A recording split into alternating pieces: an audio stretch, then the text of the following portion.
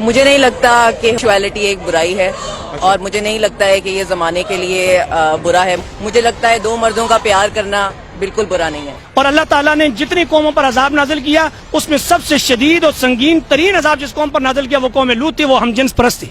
اللہ کو شدید غصہ آیا کہ اس بستی کو زمین سے اٹھایا، آسمان کی بلندیوں سے لے جا کر واپس نیچے پھینکا اور پھر پتھروں کی بارش بھی ان پر کی ہے. تو اسے پتہ چلتا ہے کہ اسلام ہم جنس پرستی کو قطعاً فروغ نہیں دیتا، بلکہ اس کی شدید ترین مخالفت ہے کہ یہ عورتیں نہیں تھیں، ان کو عورت کہنا عورت کی توہین ہے. یہ عورت کی اہانت ہوگی کہ میں اگر ان عورتوں کو ان کو عورت کہوں. میں نے ان کے لیے ایک نام آج استعمال کیا ہے، غیر انسانی مخلوق آئی تھی. غیر انسانی مخلوق آئی تھی جو انسانیت کے حقوق کی بات نہیں بلکہ انسانیت کو بھی غیر انسانی ہونے کی دعوت دے رہی تھی. اسلام تو عورت کو اتنا مقام دیتا ہے کہ نبی کریم صلی اللہ علیہ وسلم کی بیٹی فاطمہ ایک عورت تھی، جب وہ تشریف لاتی ہیں تو اللہ کے نبی صلی اللہ علیہ وسلم اس کے استقبال کے لیے کھڑے ہو جاتے ہیں، تو اور اس کے لیے اپنی چادر بچھاتے ہیں، اپنی بیٹی کو اس پر بچھاتے ہیں. اچھا مولانا صاحب، ایک ویڈیو وائرل ہوئی ہے جس میں ایک لڑکی ہے وہ لڑکے کو پھول دے رہا ہے. یہ عورت مارچ کے ان دنوں کی بات ہے، ایک لڑکی لڑکے کو پھول دے رہی ہے، پھر لڑکی اٹھتی ہے اس کو گلے ملتی ہے لڑکے کو.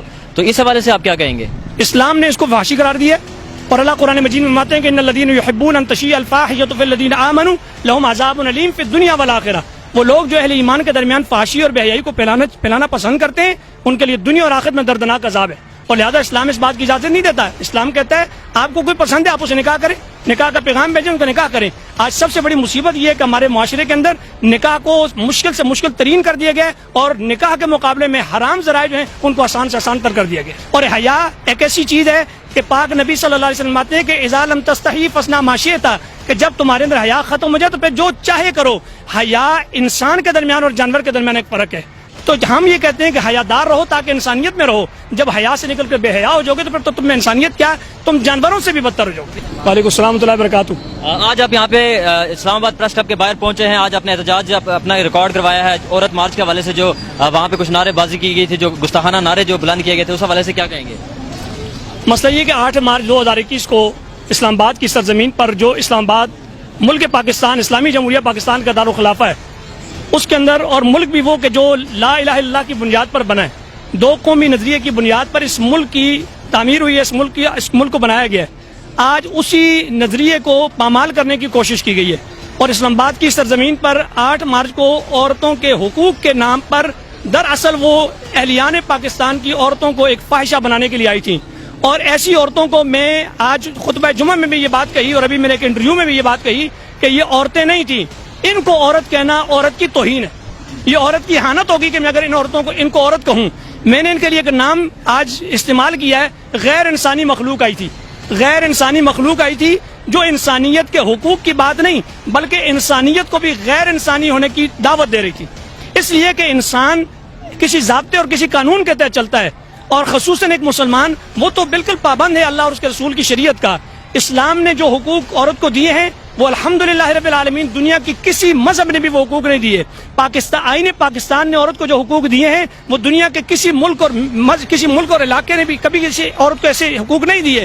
اسلام ہی وہ واحد دین ہے کہ جو عورت کے حقوق دیتا بھی ہے اور اس کی تاکید بھی کرتا ہے. اور پاکستان کا آئین اور پاکستان کے موجودہ ہر حکومت نے عورتوں کے بھرپور حقوق ادا کیے ہیں. لہٰذا آپ اس عزت کی بات کرتے ہیں تو پاکستان کی سرزمین پر جتنی عورت کی عزت ہے اتنی دنیا کے کسی خطے میں بھی عزت نہیں ہے. اس کی بہت بڑی مثال موجود ہے کہ آپ کہیں پر بھی یوٹیلیٹی بل بھی جمع کروانے جاتے ہیں، اگر خاتون آ جاتی ہے تو مرد پیچھے ہٹ جاتے ہیں اور خاتون کو آگے کرتے ہیں کہ وہ پہلے جائے. بس میں بیٹھے ہوں تو کوئی دنیا کا یعنی پاکستان کے اندر اگر حقوق کی بات کریں تو پاکستان ٹاپ پر ہے حقوق دینے میں. اگر عورت کی عزت کی بات کریں تو پاکستان ٹاپ پر ہے عورت کی عزت کرنے پر. اور اسلام تو عورت کو اتنا مقام دیتا ہے کہ نبی کریم صلی اللہ علیہ وسلم کی بیٹی فاطمہ ایک عورت تھی، جب وہ تشریف لاتی ہیں تو اللہ کے نبی صلی اللہ علیہ وسلم اس کے استقبال کے لیے کھڑے ہو جاتے ہیں، تو اور اس کے لیے اپنی چادر بچھاتے ہیں، اپنی بیٹی کو اس پر بچھاتے ہیں. اور اس سے بھی بڑی بات یہ ہے، قرآن مجید جب ہم پڑھتے ہیں اللہ قرآن میں فرماتے ہیں للہ ملک السماوات والارض یخلق ما یشاء، اللہ ہی کے لیے ساری آسمان و زمین کی بادشاہی ہے، جو چاہتا ہے پیدا کرتا ہے. یہب لمن یشاء اناسا، اللہ نے بیٹے پر بیٹی کو مقدم کر کے بیان کیا ہے، جس سے چاہتا ہے بیٹیاں دیتا ہے. وہ یہب لمن یشاء ذکور، جس سے چاہتا ہے بیٹے دیتا ہے. تو پتہ چلا کہ اللہ تعالیٰ نے قرآن مجید میں بھی مرد پر بیٹے پر عورت کو بچی کو فوقیت دے کر کے ہمیں بتایا کہ عورت کی عزت کیا ہے. اچھا جو یہاں پہ پاکستان میں فیمنسٹ ہیں وہ بظاہر اپنے آپ کو اسلام کو مذہب مانتے ہیں، تسلیم کرتے ہیں، اور اسی جگہ پہ وہ نعرے مارتے ہیں کہ نعوذ باللہ ہمیں اللہ سے چاہیے آزادی، ہمیں رسول سے، اولیاء سے چاہیے آزادی. تو یہ پھر ایک طرف اسلام کو مانتے ہیں، دوسری طرف ان کے نعرے ایسے ہیں کہ یہ ایک فتنہ برپا کرنے کی کوشش ہے. اس حوالے سے کیا کہیں گے؟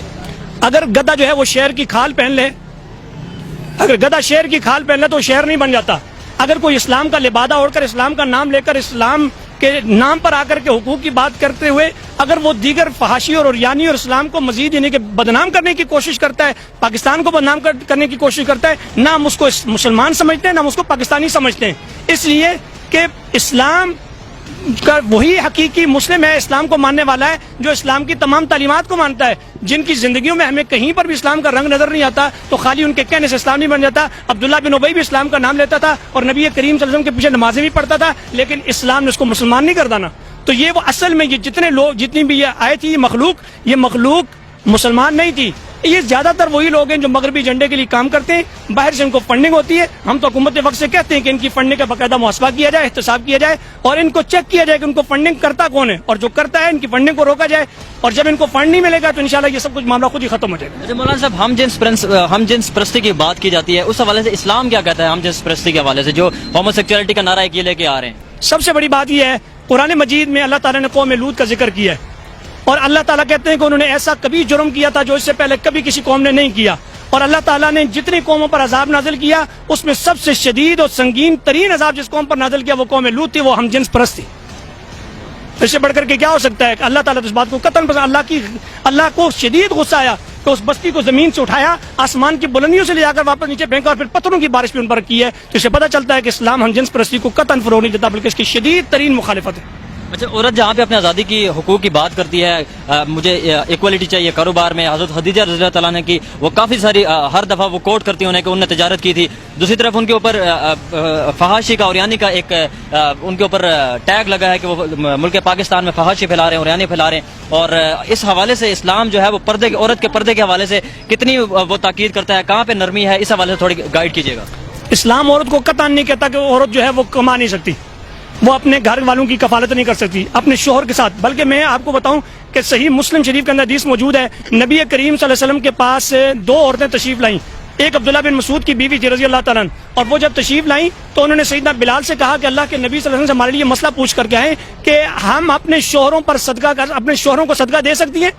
تو سیدنا بلال نے جا کر یہ مسئلہ پوچھا تو نبی اکرم صلی اللہ علیہ وسلم نے فرمایا کہ جا کر ان کو بتاؤ کہ وہ اپنے شوہروں پر جب صدقہ کرتی ہیں کہ شوہر ان کے غریب ہیں اور وہ خود مالدار ہیں، عورتیں مالدار ہیں، اور وہ اپنے شوہروں پر اگر صدقہ کرتی ہیں تو اللہ تعالیٰ ان کو دو اجر عطا فرمائے گا، ایک صلہ رحمی کا اور ایک ان کو صدقہ کرنے کا ثواب دے گا. اس سے پتہ چلتا ہے کہ نبی اکرم صلی اللہ علیہ وسلم کے دور میں بعض خواتین ایسی بھی تھیں جو صاحب ثروت تھیں، مالدار تھیں اور ان کے شوہر غریب تھے. اس سے پتہ چلتا ہے کہ ان کے پاس مال و دولت تھی. سیدہ خدیجہ نے کاروبار کیا، دیگر صحابیات بھی کرتی تھیں. اسلام کاروبار پر پابندی نہیں رکھتا، عورت کے کمانے پر بھی پابندی نہیں رکھتا، لیکن عورت پر لاگو اور نافذ بھی نہیں کرتا کہ وہ کمائے، بلکہ اس کو کہتا ہے کہ وہ ملکہ بن کر گھر میں بیٹھے اور اس کا مرد اس کی ساری تکلیفیں برداشت کر کے اس کے لیے کما کر کے لائے. اچھا یہ ایک طرف کہتے ہیں کہ ہمیں مرد سے چاہیے آزادی چاہیے، اسلام اس کے حوالے سے کیا کہتا ہے کہ ایک جو عورت ہے وہ کیا واقعی ایک مرد سے آزاد رہ سکتی ہے؟ کیا اس کے بھائی کا، اس کے باپ کا، اس کے بیٹے کا، اس کے خاوند کا اس کے اوپر کوئی حق نہیں ہے کہ وہ کسی جگہ وہ کہیں جانا چاہتی ہے وہ اسے روکے، اسلام کی خاطر روکے؟ یہ تو کہہ رہی ہیں ہمیں ہر طرح سے آزادی چاہیے اپنے مرد سے. جنت کے دروازے پر لکھا ہے کہ دیوس کا داخلہ جنت میں منع ہے. عورت کو ہر طرح کی آزادی دی جا سکتی ہے، لیکن عورت کو بغیرتی کی راہ پر چلنا یہ کہ اس کو آزادی نہیں دی جا سکتی. یہ جو چاہتی ہیں یہ بغیرتی کی راہ چاہتی ہیں، اور اسلام غیرت مند دین ہے اور غیرت مندی کی تعلیم دیتا ہے. اور غیرت یہی ہے کہ ایک باپ کو اپنی بیٹی پر غیرت ہونی چاہیے کہ اصل میں تو شوہر ہو یا باپ ہو یا بھائی ہو یا بیٹا ہو، وہ اپنی اس تمام روپ میں جتنے عورت کے رشتے ہیں ان سب کا محافظ ہے. اور اگر محافظ اگر اس کو اپنے گھر میں محفوظ کرتا ہے تو لہٰذا وہ تو اس کا مطلب اصل محافظ ہوا، اور جو اپنی اس چیز کو جس کی حفاظت کرنی چاہیے اس کو کھلی چھوٹ دے کر باہر نکال دیتا ہے، اس کا مطلب وہ اصل محافظ تو نہ ہوا. پھر دوسری بات، عورت جو ہوتی ہے یہ ایک بڑی قیمتی چیز ہے، انتہائی قیمتی. میں نے آج ایک دو جگہ پر یہ بات کہی بھی کہ عورت اتنی قیمتی چیز ہے کہ جس طرح سونا ہے، سونا قیمتی ہوتا ہے اور ہمیشہ اس کو چھپا کر محفوظ کر کے سنوار کر کے اس کو گھر میں رکھا جاتا ہے، اور جب اس کے مقابلے میں لوہا اس کی وہ قیمت نہیں ہے، وہ باہر سڑک پر بھی پڑا ہوتا ہے. لہٰذا ایک عورت جو ہے وہ ایک قیمتی چیز ہے، اس کو محفوظ ہی رکھا جائے گا. اور عورت کا معنی ہی پردہ ہے، عورت کا معنی ہی پردہ ہے، لہذا وہ پردے کی چیز ہے، وہ محفوظ رکھنے والی چیز ہے، نہ کہ وہ در در پر پھینکی جائے۔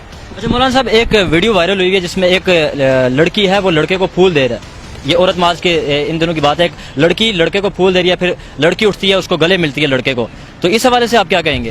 اسلام نے اس کو فحاشی قرار دیا ہے، اور اللہ قرآن مجید میں فرماتے ہیں کہ ان الذین یحبون ان تشیع الفاحشۃ فی الذین آمنوا لهم عذاب علیم فی الدنیا والآخرہ، وہ لوگ جو اہل ایمان کے درمیان فحاشی اور بے حیائی کو پھیلانا پسند کرتے ہیں، ان کے لیے دنیا اور آخرت میں دردناک عذاب ہے، اور لہذا اسلام اس بات کی اجازت نہیں دیتا ہے۔ اسلام کہتا ہے آپ کو کوئی پسند ہے آپ اسے نکاح کریں، نکاح کا پیغام بھیجیں، ان کا نکاح کریں۔ آج سب سے بڑی مصیبت یہ ہے کہ ہمارے معاشرے کے اندر نکاح کو مشکل سے مشکل ترین کر دیا گیا ہے، اور نکاح کے مقابلے میں حرام ذرائع جو ہیں ان کو آسان سے آسان تر کر دیا گیا۔ اچھا میرا آخری سوال آپ سے کہ جو مرد اس عورت مارچ میں شامل ہوتے ہیں ان کے حوالے سے کیا کہیں گے، اور دوسرا جو عورتیں کہتی ہیں کہ ہمیں ویسٹرن کلچر جیسے دنیا میں پوری دنیا میں عورتوں کو آزادی ملی ہے ویسی آزادی چاہیے، ان دونوں سوالوں کا آپ جواب دے رہے ہیں؟ جہاں تک مردوں کی بات ہے اس کے پروگرام ان کے مارچ میں آنے کی، وہ عورتوں کے حقوق کے لیے نہیں آئے تھے، وہ تو ان کو دیکھنے کے لیے آئے تھے، زیادہ تر ان کی کیفیت یہی تھی، وہ سب اسی کام کے لیے آئے تھے۔ اور پھر وہاں پر میں کل ایک ویڈیو دیکھ بھی رہا تھا کہ ایک نوجوان کے ساتھ ان لڑکیوں نے کیا کیا ہے وہ پوری دنیا نے دیکھا ہے، لہٰذا جہاں تک بات ہے کہ وہ باہر والا یہاں پر کلچر لانا چاہتی ہیں، ایسا کلچر لانا چاہتی ہیں کہ جس کلچر میں ایک عورت بچے کو جنم دیتی ہے اور اس کے بچے کو یہ بھی نہیں پتا کہ میرا باپ کون ہے، اور اس عورت کو یہ نہیں پتا کہ اس بچے کا باپ کون ہے۔ ایسے کلچر کو کیسے قبول کیا جا سکتا ہے کہ جس میں نسب ہی ختم ہو جائے، نسب ہی برباد ہو جائے؟ اسلام یہاں تک نسب کی حفاظت کرتا ہے کہ اگر ایک عورت کو کہیں سے طلاق ہو جاتی ہے تو 3 پیریڈ تک وہ عورت آگے نکاح نہیں کر سکتی۔ کیوں؟ اس لیے نہیں کر سکتی کہ تاکہ نسب ختم نہ ہو جائے۔ تو جہاں پر حرام طریقے کے ساتھ انہیں کس طرح کے معاملات کیے جائیں تو اسلام اس کو کیسے پسند کر سکتا ہے؟ یہ ہر آنے والے سال میں اس کو اور زیادہ ہائپ ملتی جا رہی ہے، ہر نئے سال میں ایک نیا نعرہ لے کے آتے ہیں جو میڈیا اور سوشل میڈیا کی زینت بن جاتا ہے۔ کیا یہ ان کی ایک پری پلان سازش ہے، یہ سوچے سمجھے سازش ہے ان کی ایک؟ دراصل وہ یہ چاہتے ہیں کہ پاکستان کے اندر اس پاکستان کو غیر مستحکم کیا جائے، اور غیر مستحکم کیسے ہو سکتا ہے کہ یہاں پر دو قسم کی سوچ کے لوگ پیدا کیے جائیں اور ان کو آپس میں ٹکرا دیا جائے۔ بیسک ان کا ایجنڈا اور مقصد یہ ہے کہ یہ بہت سارے کام کر چکے ہیں جس سے یہ پاکستان کو یعنی کہ غیر مستحکم کرنے میں ناکام رہے۔ اب انہوں نے ایک نیا حربہ استعمال کیا ہے کہ تاکہ اس کے ذریعے پاکستان کے نوجوانوں میں 2 طرح کی سوچ آئیں گی۔ تو جب 2 طرح کی سوچ کا ٹکراؤ ہوگا تو وہ ٹکراؤ پھر سوچ کی حد تک نہیں رہے گا، وہ زبان کی حد تک آئے گا، پھر زبان سے نکل کر کے ہاتھا پائی تک نوبت جائے گی، پھر قتل و غارت ہوگی، اور ملک جو ہے وہ انارکی کی طرف جائے گا۔ ہم حکومت وقت سے کہتے ہیں کہ وہ اپنی ذمہ داری کو نبھائے، اور خصوصاً پاکستان کے وزیر اعظم عمران خان صاحب سے کہتے ہیں جو ہر تقریر کی ابتدا ایاک نعبد و ایاک نستعین سے کرتے ہیں اور اپنے ہر تقریر میں مدینہ کی ریاست کی بات کرتے ہیں، اب ان کو چاہیے کہ وہ اس فتنے کو یہیں پر روکنے کی کوشش کریں۔ اگر یہ فتنہ یہاں پر نہ روکا گیا تو یہ فتنہ کل کو پاکستان کے لیے بہت خطرناک ہوگا۔ ایک ان کا عورت مارچ والوں کا ایک بڑا لاجک کوشچن ہے کہ جو عورتوں کے ساتھ ریپ ہوتا ہے، بچوں کے ساتھ جو جنسی تشدد یا ریپ ہوتا ہے، اس سے ہمیں چھٹکارا چاہیے، تو اس حوالے سے اسلام اور کیا ان کو صرف پاکستان نظر آتا ہے جہاں پر 2-4 عورتوں کے ساتھ اس طرح معاملہ ہو جائے، 2-4 بچوں کے ایسا معاملہ ہو جائے؟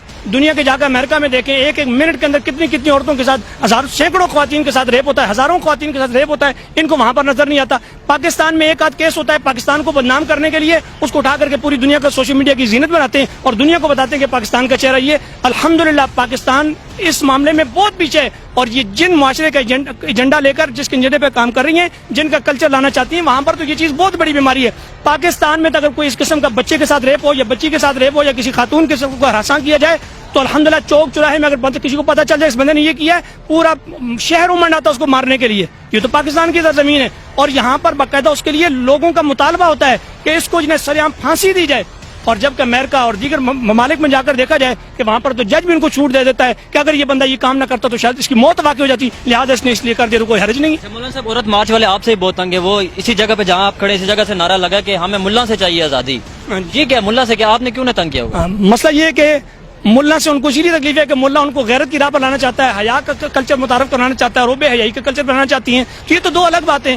اور ملا کی بات یہی ہے کہ علماء یہی چاہتے ہیں کہ اس معاشرے کے اندر حیا کا کلچر فروغ پائے، اور حیا ایک ایسی چیز ہے کہ پاک نبی صلی اللہ علیہ وسلم کہتے ہیں کہ اذا لم تستحی فاصنع ما شئت، کہ جب تمہارے اندر حیا ختم ہو جائے تو پھر جو چاہے کرو۔ حیا انسان کے درمیان اور جانور کے درمیان ایک فرق ہے، تو ہم یہ کہتے ہیں کہ حیا دار رہو تاکہ انسانیت میں رہو۔ جب حیا سے نکل کر بے حیا ہو جاؤ گے تو پھر تو تم میں انسانیت کیا، تم جانوروں سے بھی بدتر ہو جاؤ گے۔ پھر ہم کیا سمجھے کہ جو ملا ہیں وہ ان کے راستے میں ہمیشہ سے رکاوٹ بنے رہیں گے، ان کو آگے جو یہ پروموٹ کرنا چاہ رہے ہیں ہم ان کو، یہ ملا جو ہے یہ ان کے آگے ایک ریڈ لائن ہو جائے گی، اس سے آگے نہیں چاہیے۔ اللہ کے فضل و کرم سے ہم اس کے سامنے بند بھی باندھیں گے اور ہمیں آخری حد تک اس کے لیے جائیں گے۔ ماروی سرمد کو کیا پیغام دینا چاہیے؟ بس ان کے لیے یہی پیغام ہے کہ وہ اللہ سے توبہ کریں, رجوع کریں اور استغفار کریں اور اپنے پردے کی زندگی اختیار کریں. اور جو انہوں نے کمائی کا یہ دھندا شروع کیا ہے, اس کے ذریعے بھی دنیا میں بہت سارے حلال طریقے کے ذرائع بھی موجود ہیں جن کے ذریعے وہ کما سکتی ہیں. اگر وہ بہت بیچاری بہت غریب ہیں تو ہم پاکستان کے سارے لوگ مل کر کے, ہم مدارس کے طلباء مل کر کے ہم چندہ کر کے انشاءاللہ اس کو دے دیں گے, اس کے گھر کو انشاءاللہ چلائیں گے, ہم اس کی کفالت کی ذمہ داری اٹھا لیتے ہیں انشاءاللہ, اگر ان کے پاس مالی کوئی تنگی ہے تو. ٹھیک ہے, بہت مہربانی. بارک اللہ فیک.